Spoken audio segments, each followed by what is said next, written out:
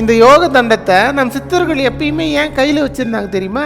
ஒவ்வொரு 60 நிமிஷத்துக்கும் ஒரு நாசிலிருந்து மற்றொரு நாசிக்கு நம்மளோட மூச்சு காத்து இயற்கையாவே மாறிட்டே இருக்கும். நம்ம வலது நாசிய பிங்களா நாடின்னு சொல்றோம். இது ஓடும்போது பிசிக்கல் எனர்ஜி அதிகமா இருக்கும், ஆனா கான்சியஸ்னஸ் குறைவா இருக்கும். இடது நாசிய இடா நாடின்னு சொல்றோம். இது ஓடும்போது கான்சியஸ்னஸ் அதிகமா இருக்கும், ஆனா பிசிக்கல் எனர்ஜி குறைவா இருக்கும். ஒரு நாசிலிருந்து மற்றொரு நாசிக்கு இந்த மூச்சின் ஓட்டம் மாறும்போது இடைப்பட்ட 2 to 5 நிமிடங்கள் வரைக்கும் 2 நாசியும் சமமான நிலையில இயங்கும். இதேதான் நம்ம சுழுமுனை நாடின்னு சொல்றோம். அந்த சிவபெருமானை உணர்வதற்கான நேரம். நம்ம சிவயோகம் பயிற்சிகள் இந்த நேரத்தில் செய்தா அது மிகப்பெரிய மாற்றத்தை உருவாக்கும். இந்த இயற்கையா மாறிட்டு இருக்கிற இந்த மாற்றத்துக்கு ஏற்ற மாதிரி வாழ்றது அவ்வளவு எளிதான விஷயம் கிடையாது. அதற்கு தான் நம்ம மக்கள் பக்கத்தில் இருக்கிற இந்த ஆக்சிலோ நாசல் ரிஃப்ளெக்ஸ்ல இந்த யோக தண்டத்தை வச்சு அழுத்தம் தரும்போது நம்முடைய மூச்சின் ஓட்டத்தை உடனே மாற்ற முடியும். நம்ம சித்தர்கள் தேவையான நேரத்தில் தேவையான நாடியை மாத்தி அந்த பிராண சக்தியை அவங்க கட்டுப்பாட்டில் வச்சிருந்தாங்க. அதனால அவர்களால அசாத்தியமான விஷயங்கள் செய்ய முடிஞ்சது.